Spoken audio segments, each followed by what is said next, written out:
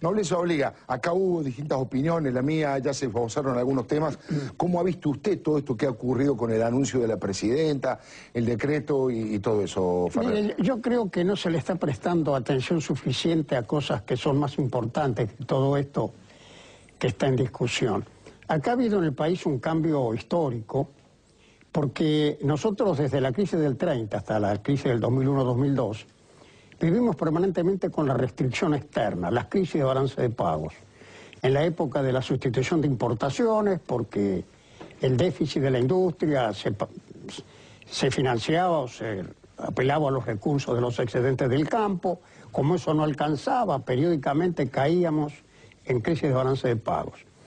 Y después vino la época de la deuda, a partir del 76, cuando la deuda se convirtió en una carga insalvable, que el país no podía cumplir con recursos propios y nos llevaba periódicamente a situaciones de crisis. Esto maniató la política económica argentina durante la mayor parte del periodo corrido en aquellos años. Resulta que ahora, por un conjunto de circunstancias, esa restricción externa ha sido levantada.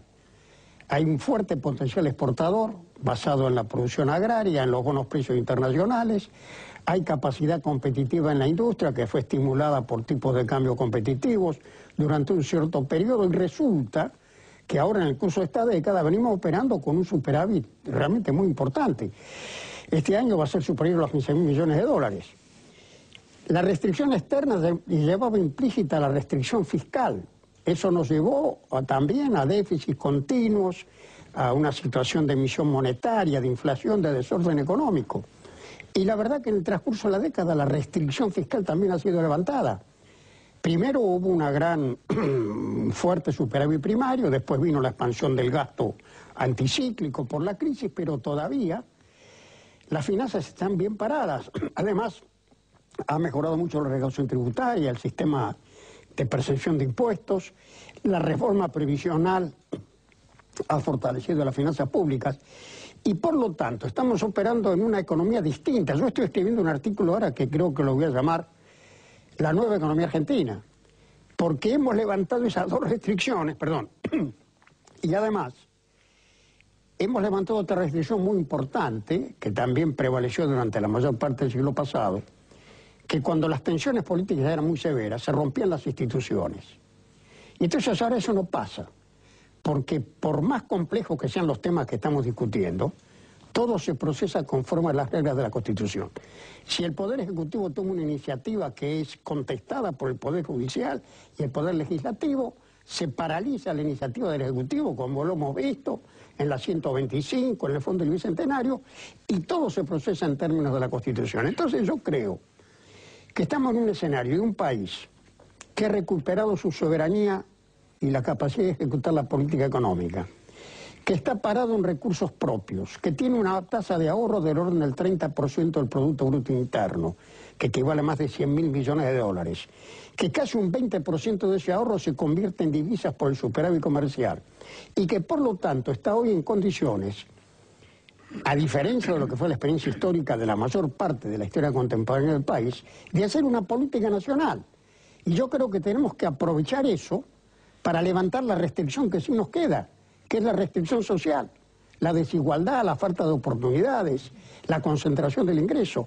Entonces me parece que cuando en un país que ha demostrado que puede pagar su deuda, porque no cabe ninguna duda que Argentina está en una situación solvente, con este fondo, con el otro, accediendo o no a las reservas del Banco Central, es evidente que el país tiene los pesos y los dólares para cumplir su deuda. Entonces, concentrar el debate en este tipo de cuestiones, incluso en esta llamada vuelta a los mercados, es trasladar a la esfera internacional, otra vez poner en el financiamiento externo el núcleo de la cuestión, cuando lo fundamental es retener la plata que el propio país genera. Es decir, si nosotros retenemos estos excedentes del balance comercial, los reciclamos en el proceso económico, movilizamos el ahorro interno y evitamos la fuga de capitales, sí, no tenemos nada que pedirle nada a nadie. Y si hacemos esto, volvemos a los mercados naturalmente. Comparto gran parte de su diagnóstico, pero digo, hablando de fuga de capitales, hubo durante el año pasado una importantísima fuga de capitales que más o menos se fue manejando y se fue controlando, salvo cuando se arma la crisis del Banco Central, el tema Redrado. En enero se habla de una fuga de 900 millones y ahora en febrero podría llegar a los 1.000 millones de fugas. Ha vuelto a fugarse. Sí, pero fíjese que desde fines del 2007... hasta medio del 2009, salieron casi 40.000 millones de dólares, casi todo el superávit comercial. En la época de la convertibilidad, cuando se produjo la crisis de confianza y salieron los capitales, se desplomó el sistema, porque las reservas eran escasas y estaban fundadas en deuda. Claro. Las de ahora son reservas genuinas, fundadas en los recursos reales del país.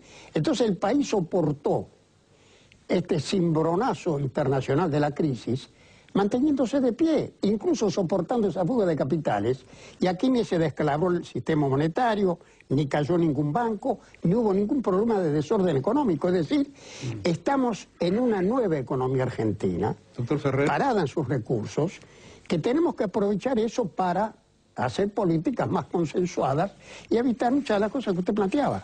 la pregunta mía, mi estimado doctor Ferrer, se vincula con algo que va asociado a los fundamentos de la economía, pero a lo que usted nunca ha escapado, porque es un hombre de definiciones muy rotundas y de definiciones muy serias. Hay un costo político, hay un aspecto político, o como usted quiera llamarlo, que se vincula con los modos. Si bien usted tiene derecho a pensar como piensa y decir que nos estamos ocupando de cosas que no son tan importantes, mi pregunta es, ¿no cree usted que la economía y la toma de decisiones de los agentes económicos, hablo de las empresas, hablo de los inversionistas, hablo de los mercados financieros, de todos aquellos que tienen que poner o no poner un centavo en la economía argentina, está fuertemente influida por una conducta que es la del Poder Ejecutivo, que tiende a cambiar permanentemente las reglas de juego? O sea, ¿cómo se explica en el mundo al que uno quisiera parecerse que se inicie un periodo de sesiones del Congreso anunciando un decreto de necesidad y urgencia? ¿Cómo impacta eso en la economía? Mire, yo creo que cuando usted analiza toda la década ha habido diversos momentos. En el 2002 la tasa de inversión, es decir, la relación entre la inversión y el Producto Bruto Interno, era del 11-12%.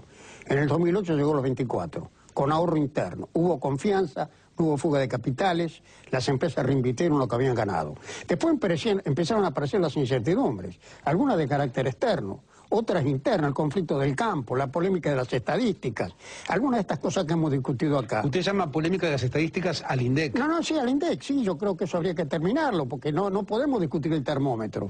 Tenemos que discutir al paciente, la enfermedad y curar al paciente. Entonces hay que acabar con esta suposición de que las estadísticas pueden ser manipuladas, y por eso hay medios administrativos, darle toda la autonomía del caso.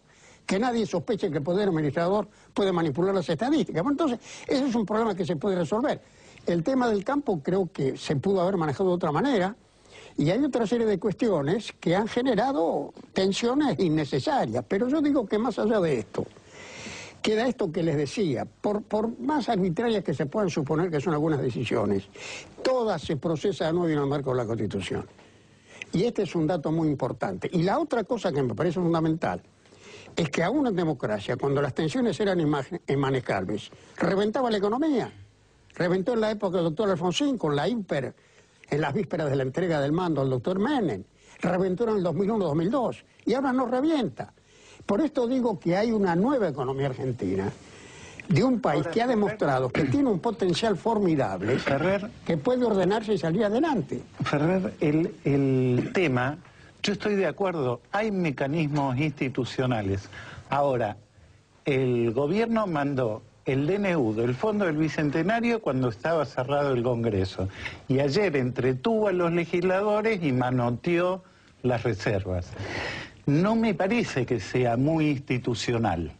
No, es probable que se el país no tiene superávit fiscal. Lo tuvo, y bien que lo hizo. Ya no hay. Están en déficit todas las provincias. Mire, pero el tema del déficit fiscal es importante esto.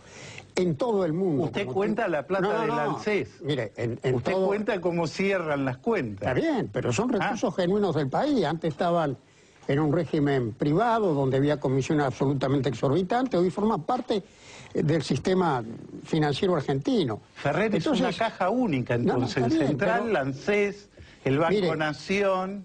Mire, el gobierno tiene razones, yo creo que para explicar por qué aumentó el gasto público. Aumentó en todos lados. Ante la insuficiencia de la demanda efectiva provocada por la crisis en todos lados, el Estado intervino masivamente, incluso en los Estados Unidos, no solo para reactivar la economía, sino para salvar a los bancos. Acá no hubo que poner un peso para salvar a